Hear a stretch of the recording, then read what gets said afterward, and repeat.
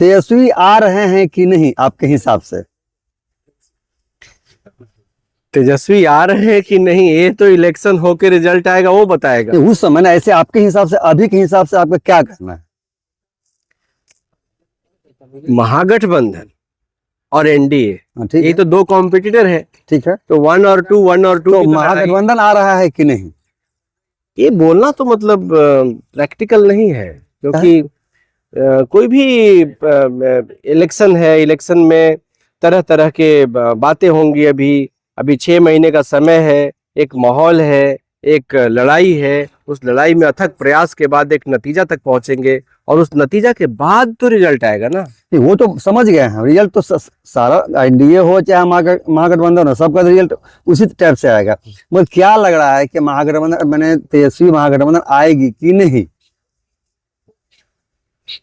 BJP JDU एक तरफ, RJD Congress CPI एक तरफ। पिछले इलेक्शन का अगर डेटा देखेंगे तो 12,500 वोट का अंतर था। वैसे लोजपा अलग चुनाव लड़ी थी तो उनका अलग ही वोट था। एक वोट का डिफरेंस बहुत छोटा सा था। 115 सीट महागठबंधन और 130 सीट एनडीए, बहुत छोटा सा मार्जिन से जीत हार के लगभग पहुंचे थे। मेरे पास एक ऐसा समझ है कि 2020 के तेजस्वी यादव और 2025 के तेजस्वी यादव में अंतर है, बढ़ चुके हैं वो, ठीक है, हैसियत बढ़ा चुके हैं।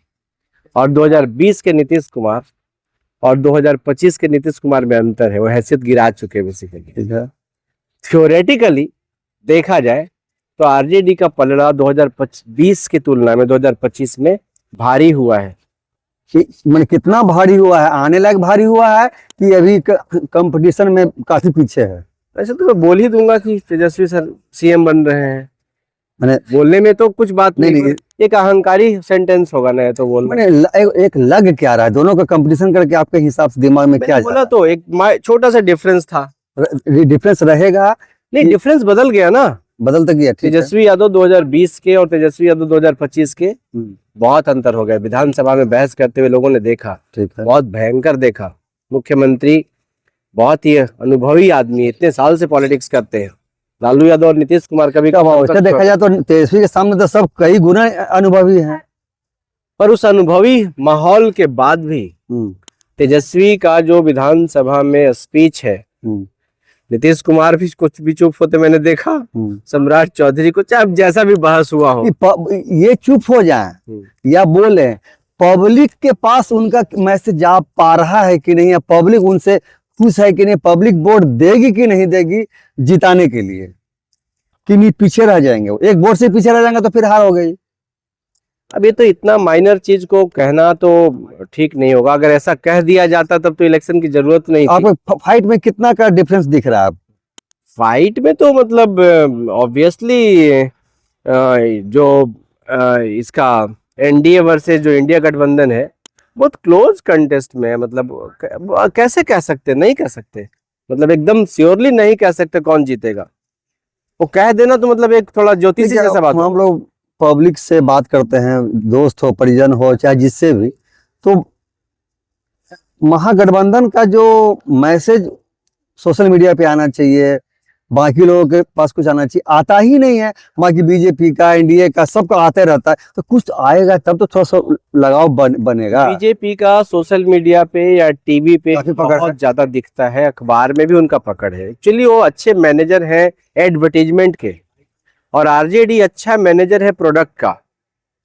आरजेडी का विश्वास लोगों के प्रति बहुत स्ट्रांग है, पर बीजेपी का जो एक्सपर्टीज है वो मैनेजमेंट का एक्सपर्टीज है। आरजेडी किसान है। जब आप इतना बात बोल रहे हैं, बीजेपी सेल्समैन है।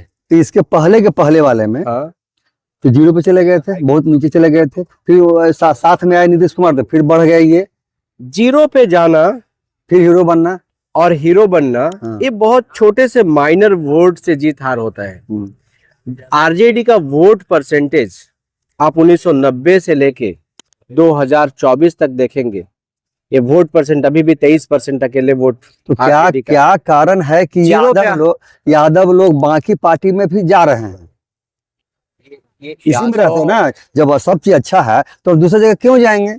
अच्छा, एक मिनट, यादव लोग दूसरी पार्टी में क्यों ना जाएंगे?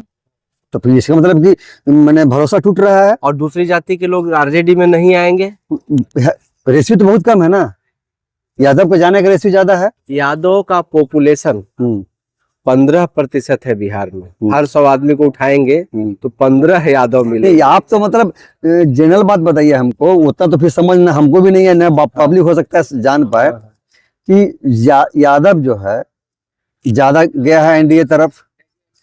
एमवाई समीकरण था, क्या कारण है कि ओवैसी यहाँ पे जीत गया जब एमवाई समीकरण इंटैक्ट है? तो नहीं ना, बीच में कुछ न कुछ तो होगा। अब रावण और विभीषण में भी देखेंगे तो रावण का भाई विभीषण राम से मिल जाता है, कुछ न कुछ तो थोड़ा बहुत होगा। तो हमें लेकिन अगर कहेंगे कि एक परसेंटेज वोट यादव या मुसलमान का शिफ्ट हो गया हो, उससे मैं सहमत नहीं हूँ। ठीक है, 2-4 लोग, 10 लोग, 1% लोग, 2% लोग छिटक गए हो। एकजुट रखने में क्या लग रहा है कि मतलब तेजस्वी मैं अब 243 विधानसभा सीट है, मुझे टिकट चाहिए।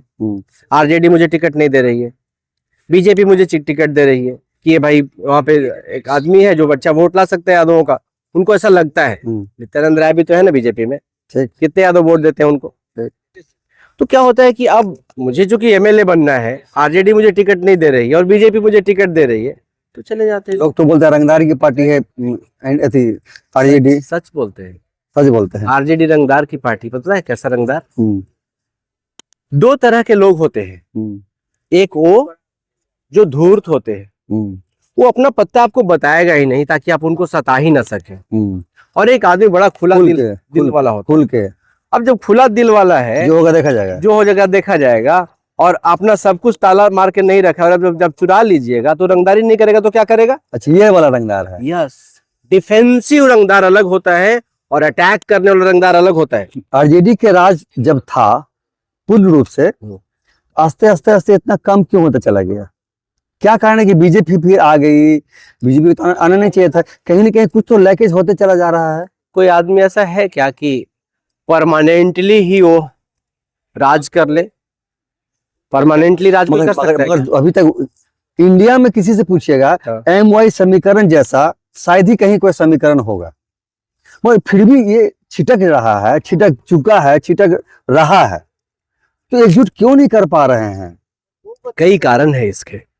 जैसे आपने कहा कि लालू यादव 1990 में मुख्यमंत्री बने थे, 2025 तक क्यों नहीं है? है ना? 1990 में जब वो मुख्यमंत्री बने तो जो लोग भी बिहार में, पता है कैसा सिचुएशन था? बिहार का सिचुएशन ऐसा था कि बिहार के 10% 15% जो आबादी था, वो 85% लोगों को आदमी काउंट ही नहीं करता था। समझ रहे ना?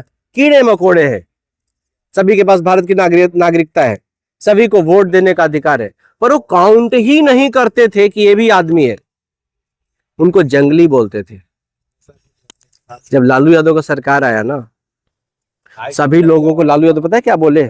लालू यादव का एक ही अचीवमेंट को आज तक कोई भुला नहीं पाता है। पता है क्या है वो है कि सामाजिक में जो 10% लोग, जो 90% को कुछ आदमी नहीं काउंट करते थे ना, और 90% को पता है क्या बोले?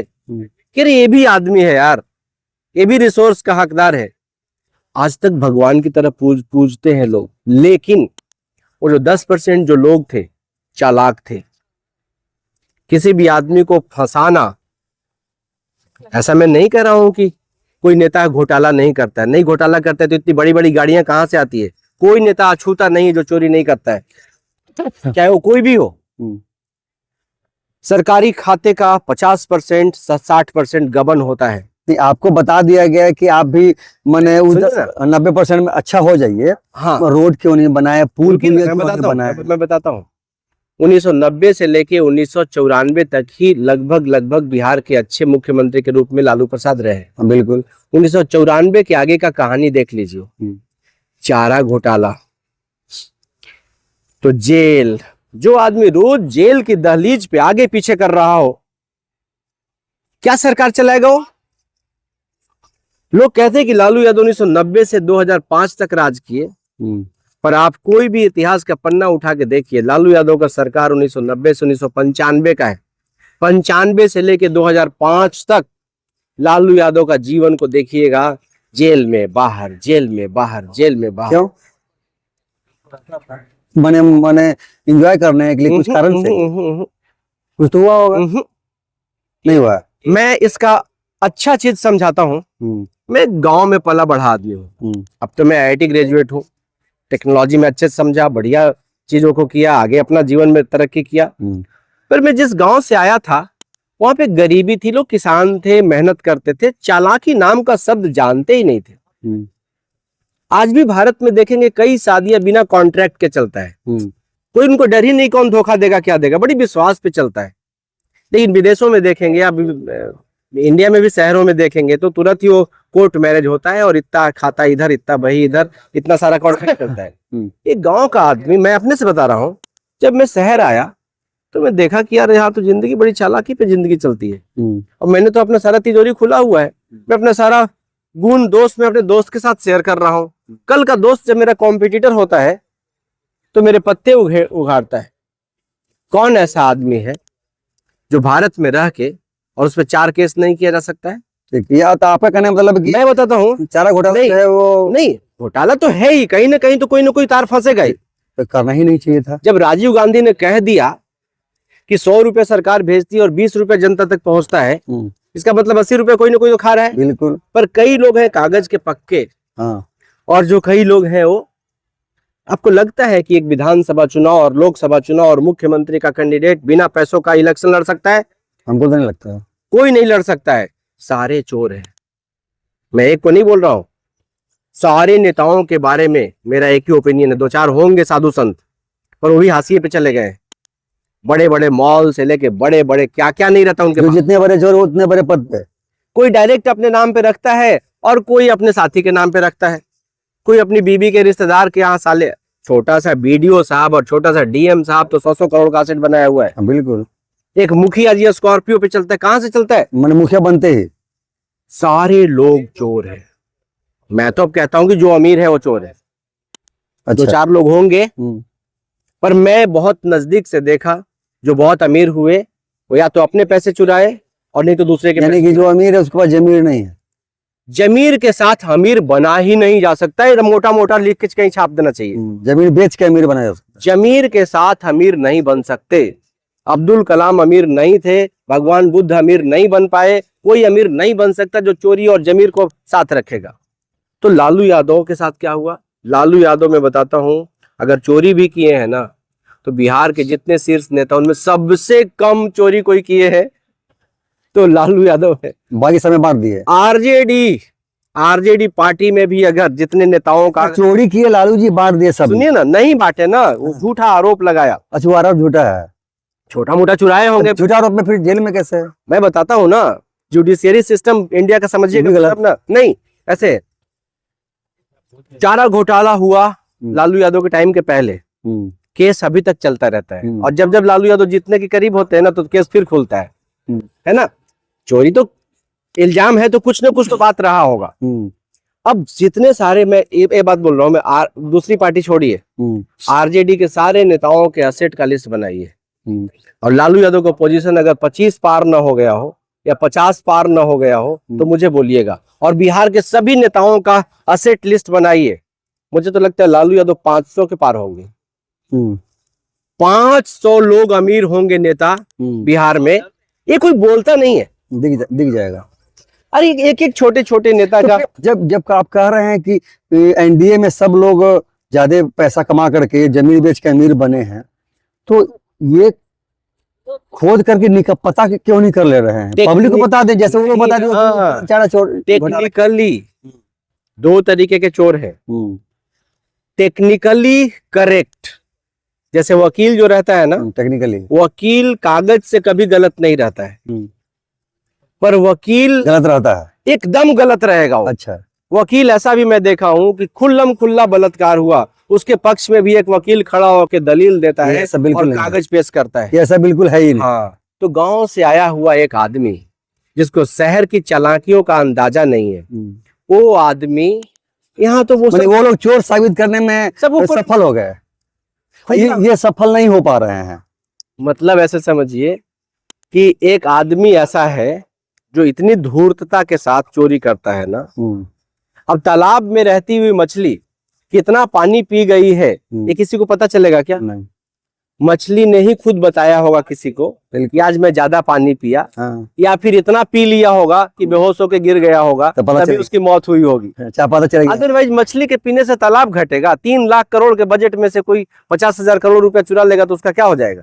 चारा घोटाला तो 1,000 करोड़ का भी नहीं है। अभी जितने मॉल वॉल है ना, ये फिर बीजेपी जैसा चाहे एनडीए जैसा स्ट्रेटजी क्यों नहीं बनाते हैं? उसको सोशल मीडिया मैंने पे क्यों नहीं कहा लगा ना, पा रहा है? मैं एक टीचर हूँ हम्म। और रेपुटेड टीचर हूँ, 20 साल से मैं पढ़ाता हूँ, पर मुझे मार्केटिंग थोड़ी आती है। मैं तो मुझे तो जिसको आता है उसको हेल्प करे ना। नहीं ना कर सकते।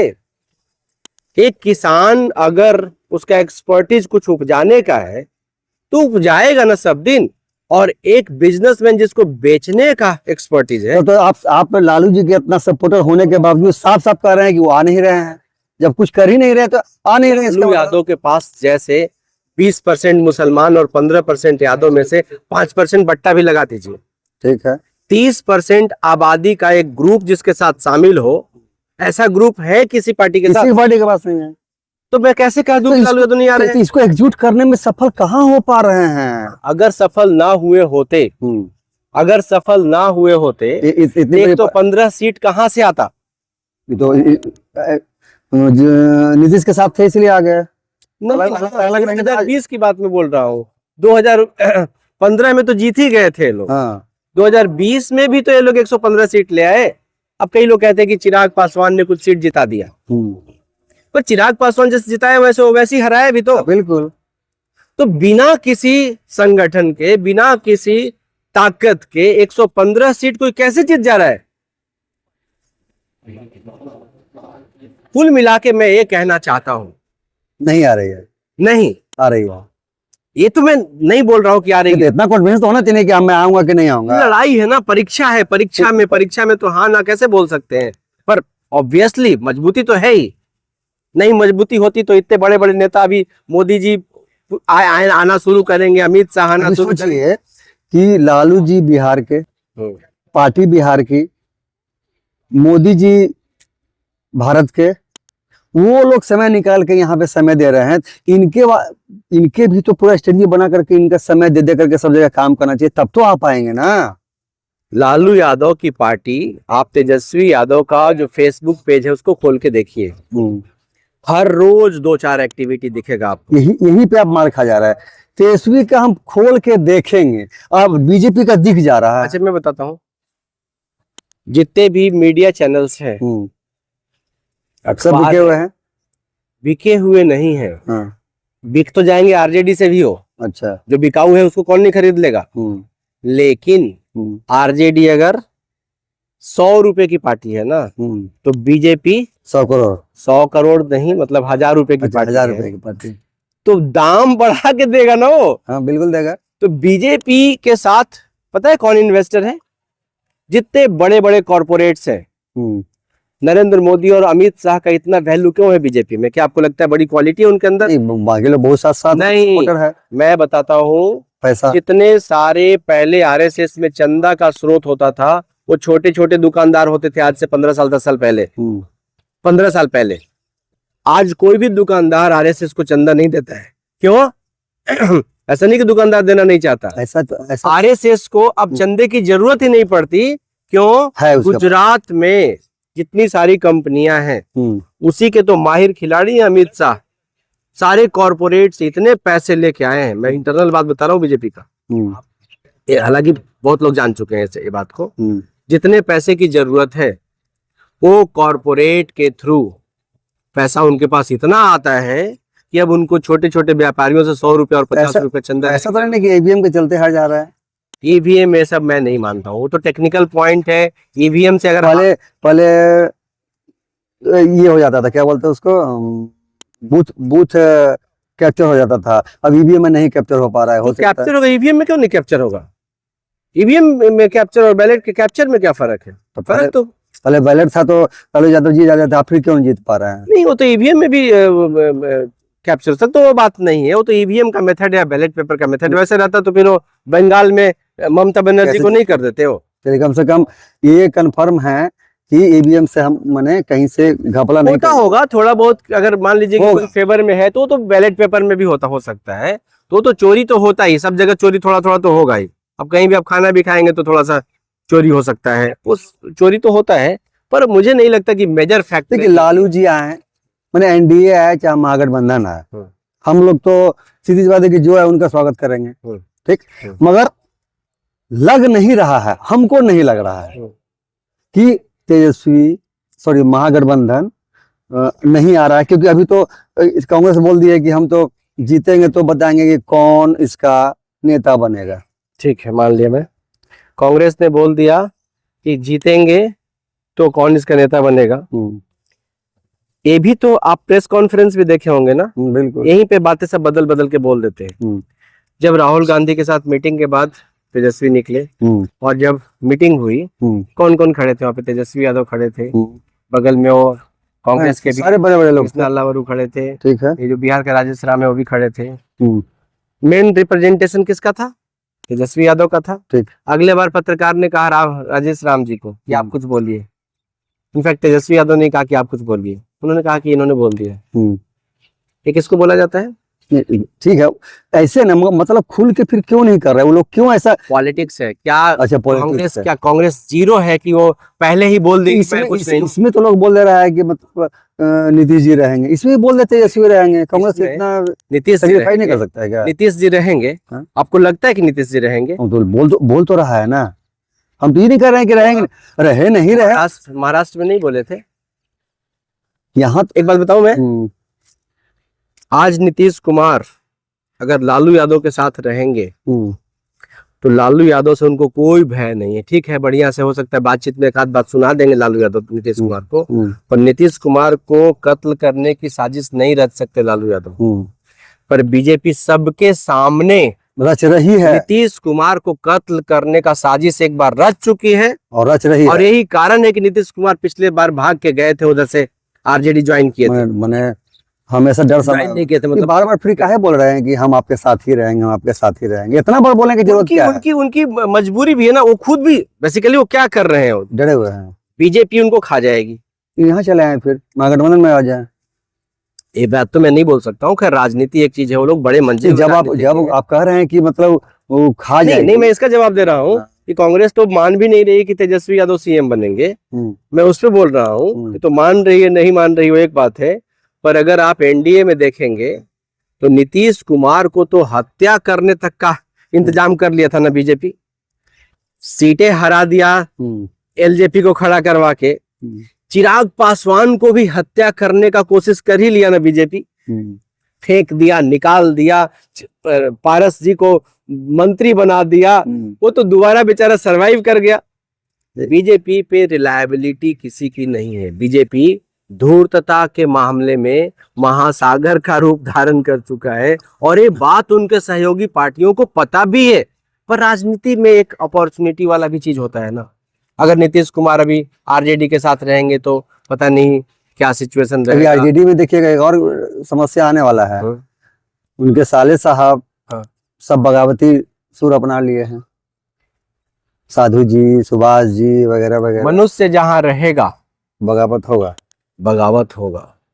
ये तो एक सूफी साथ रहने वाला बगावत, सूफी कहावत है, सूफी नहीं है किसी कंट्री का कहावत है कि परमात्मा बड़ा मजाक किया है इंसान के साथ, जिसको बनाया उसके कान में फूंक दिया कि तुमसे बेहतर किसी को न बनाया हूं न बनाऊंगा। अच्छा, तो इस विचारधारा के साथ सब लोग जीते हैं, तो कोई क्यों स्वीकार करे? मगर विभीषण है ना एक तरह से, साधु यादव और सुभाष यादव, वैसे लोग अगर बोलेंगे तो कहीं ना कहीं तो नेगेटिव जाएगा मैसेज। तो अब आप क्या करेंगे जीवन में, कैसे सुरक्षित रहेंगे? ऐसा पोल खोल रहा है वो लोग कि लग रहा है कि जब साथ में थे तो यही सब चीज जो बोल रहा होगा सही बोल रहा होगा, दिमाग में तो और नेगेटिव भर दे रहा है सभी लोगों का। एंकर तो होगा।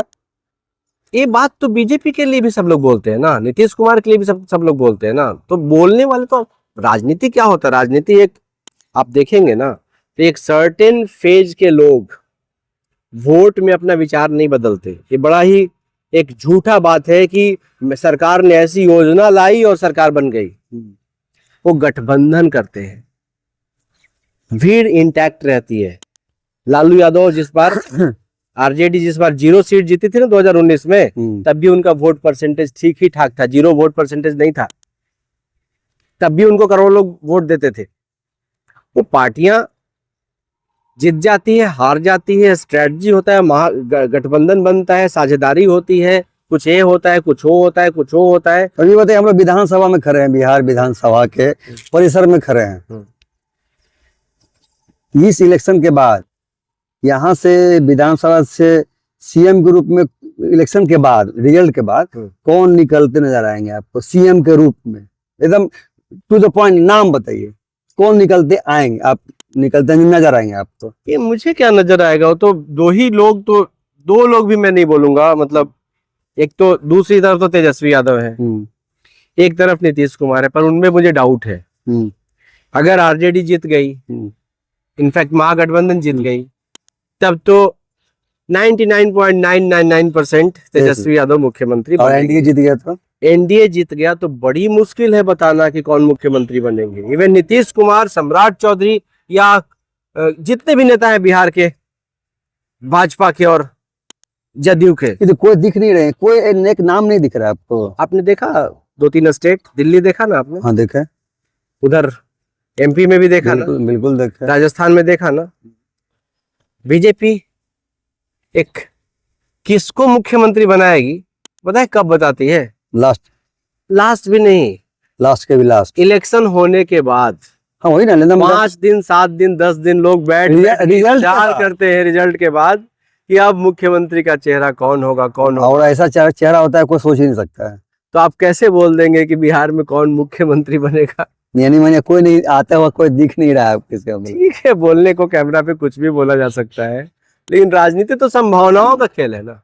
अल्टीमेटली आप कह रहे हैं कि विधानसभा में इलेक्शन में, विधानसभा इलेक्शन में महागठबंधन पूरा जोर लगाएगी, और क्यों नहीं लगाएगी? ताकतवर जोर लगाएगी। और मैंने पलड़ा प्लस माइनस का है थोड़ा थोड़ा 19-49, अगर पलड़ा भारी नहीं रहता 49-50, तो आज भी जो सरकार में जो लोग हैं, बीजेपी हो चाहे जदयू हो, ये हर बार पे वो लालू यादव पे वापस लौट जाते हैं। तो कोई विरोधी जो कॉम्पिटिटर रहेगा उसी के ना वो लौटेंगे। हाँ ये बात सही है। तो ऑब्वियसली टक्कर किस में है? दोनों में टक्कर है, उसी में ना कोई एक जीतेगा। अब आप लोग सोचिए कि कौन आ रहे हैं। मेरे हिसाब से साफ साफ बोलते हैं तो घुमा फिरा के बात करने बातें हैं, नहीं ये हम लोग आरजेडी से हैं, नहीं हम लोग महागठबंधन से हैं, नहीं हम लोग एनडीए से हैं, वगैरह वगैरह डिस्कस हो रहा है, सोच रहे हैं क्या हो रहा है। तो हमको लग रहा है कि फिर से आएंगे नीतीश। इनका कहना है कि कोशिश जारी है, कंफर्म ये भी नहीं बता रहा, और हम कंफर्म कह रहे हैं कि नीतीश जी आएंगे। इसलिए आएंगे नीतीश जी कि उनका स्ट्रेटजी वगैरह और जो देख रहे हैं ठीक ठाक है। अभी से अगर ये जोर लगा देते हैं महागठबंधन, अभी से भी अगर जोर लगा देते हैं तो तेजस्वी जी आ सकते हैं।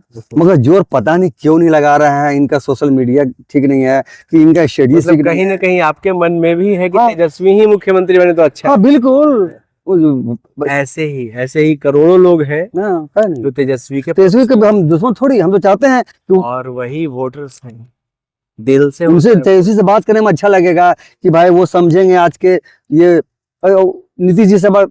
जी सर कैसे हैं, तो उतना उम्रदार में भी तो नहीं की चाहत है कि मुख्यमंत्री तेजस्वी बने। साइलेंट वोटर्स है। हम दोनों का रिक्वेस्ट यही है, शायद मेरा आपका भी रिक्वेस्ट यही होगा कि थोड़ा सा ऐसे लोगों को महागठबंधन जोड़े जो कि उनको और आगे बढ़ने में सहायक हो। ऑब्वियसली वो तो करना पड़ेगा। धन्यवाद। अगर आपको ये खबर अच्छी लगी तो चैनल को सब्सक्राइब करना नहीं भूलें और बेल आइकन जरूर दबाएं।